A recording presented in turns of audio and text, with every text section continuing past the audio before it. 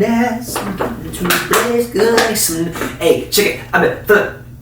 This is the only water thing I could find. It's huge. Whatever. Here are 10 brutal signs that you may not be as humble as you think. I am feeling pretty called out right now. Hey guys, I'm Father David Michael Moses. I'm a Catholic priest and I'm not too prideful to ask you to subscribe. Thanks. So this is a list I found in a book from Saint Jose Maria Escriva. It's called The Furrow, and it is absolutely fantastic. Saint Jose Maria Escriva has a very unique writing style. It's not like long paragraphs. Instead, it's kind of like short bullet points, kind of like Catholic fortune cookies. And they are absolutely packed with wisdom, and his section on humility is incredible. So let's dive in. He says, allow me to remind you that among other evident signs of a lack of humility are, number one, thinking that what you do or say is better than what others do or say, or being hurt when others are held in greater esteem than you. So he's referring to our natural tendency to compare ourselves to other people. We can get pretty competitive. I heard a great analogy for this from a pastor. He said, who can jump higher, me or LeBron James? Obviously, when it comes to a 10-foot basketball hoop, LeBron James can jump way higher, no contest. But he said, if the measure wasn't just a basketball hoop, if the measure was the moon, who could jump higher? Well, LeBron James could still jump higher, but honestly, who would care? No one's getting anywhere near the moon. In the same way, we often compare ourselves to other people in the earthly realm when the measure is money or good looks or talents. But when you change the measure to God, when God is the standard and his beauty, then none of us are getting close at all. It's like jumping to the moon. Really, nobody has much to brag about. If you think you're better than other people, you don't have humility. Really, we should be rejoicing more in others than we rejoice in ourselves. In fact, we should rejoice in the accomplishments and gifts of others as if they were our own. That's true friendship and fraternity. A buddy of mine was saying recently that you can't rejoice too much in your own gifts, otherwise you become prideful. But there's no limit to how much you can virtuously rejoice in the gifts of others. Number two, not acknowledging that you are unworthy of all honor or esteem, even the ground you are treading on and the things you own. He's right. In the end, what we really deserve is hell. In other words, we can't get caught thinking that we deserve better than we have. Reminds me of a quote from another saint who says that when bad things happen, instead of saying, I can't believe this has happened to me, this is so unjust, he said instead what you should say is, I deserve all of this. For my sins, for the times I did bad things and no one noticed or I never got punished, I deserve this and I deserve worse. He says that nobody has as much peace as this person, someone who sees all of their trials as something they absolutely deserve. Number three, giving your opinion without being asked for it, when charity does not demand that you do so.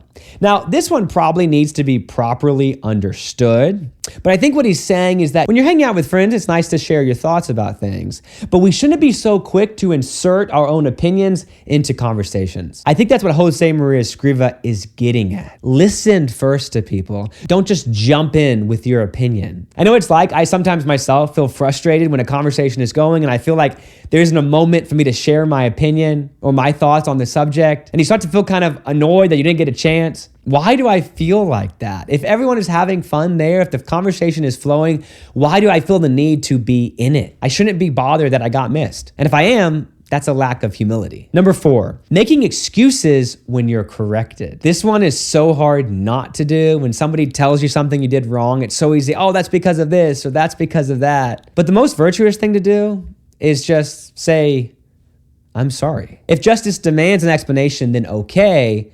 But in most cases, we should just apologize. Number five, letting drop words of self-praise in conversation to show your good qualities or using yourself as an example. I have to admit, I've definitely done this one. I think we all want to be appreciated. We want people to notice what we're good at, notice how hard we worked at something. But I think it's worth considering that we often talk well of ourselves because we want people to like us. But boasting isn't actually a very likable quality. Humility is a much more attractive quality than pride is. Number six, and this one surprised me. He says, a sure sign of a lack of humility is speaking badly about yourself so that someone else may form a good opinion of you or contradict you. Ooh, basically like kind of fishing for a compliment, you might say in modern speech. This one is tough. Like I've definitely done this one too. You know, if I'm feeling insecure about a homily, I might tell someone, that wasn't my best homily,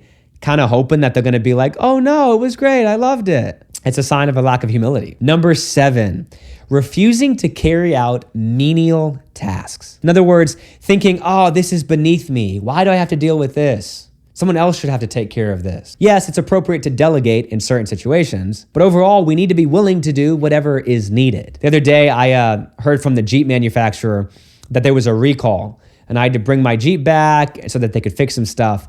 And gosh, I remember being so frustrated I had to do that and saying, gosh, I have so many other things to do. Why do I have to deal with this?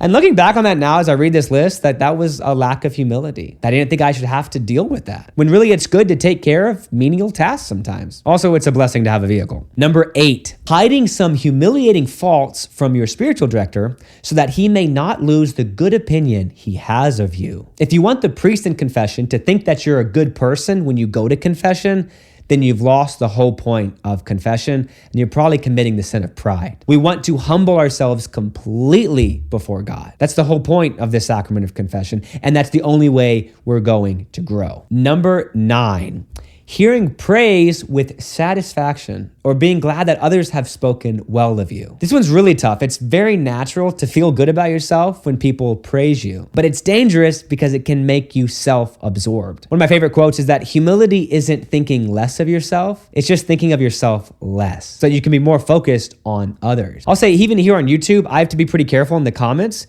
because people sometimes can say very, very kind things, and I have to make sure those don't make me feel too good. I will say the good thing about YouTube is that for every positive comment, there's also another comment that's not very positive. Social media has an amazing way of actually keeping you very humble. But ultimately, humility is not being emotionally affected by either kind of comment, too good or too bad. Humility is seeing yourself as God sees you, loved, but not perfect, valuable, but still needing some work. And number 10, a sign of a lack of humility is to be ashamed of not having certain possessions. This one's a little bit nuanced because I'm not sure we would immediately think pride or humility, but when you see other people have certain things you don't, and you feel bad about that, it's pride because what makes us think that we deserve those things? Why are we comparing? Why are we not noticing the gifts God has given us? And instead focusing on some material thing that we don't. Ultimately, pride is insecurity. Prideful people often oscillate to despair and even sometimes self-hatred,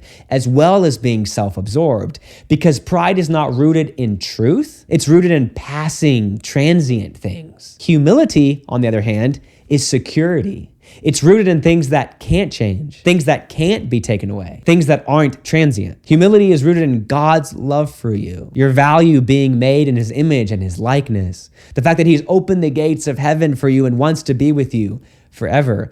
That is true humility, a deep security that no one can take away. Ultimately, the fruit of pride is insecurity and anxiety, and the fruit of humility is peace. Let me know what you think about that list in the comments below, and be sure you check out some of Jose Maria Escriva's works. They are absolutely fantastic, and we will see you guys in the next one.